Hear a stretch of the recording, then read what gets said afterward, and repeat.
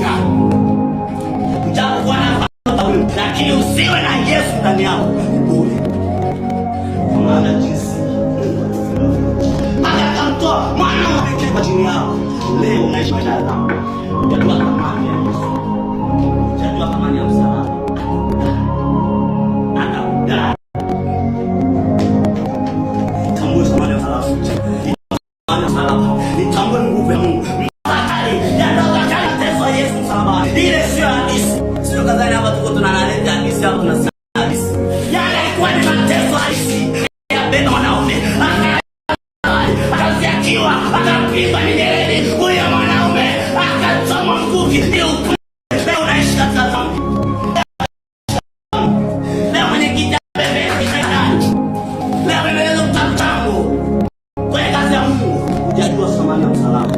Hujajua thamani ya wokovu wewe.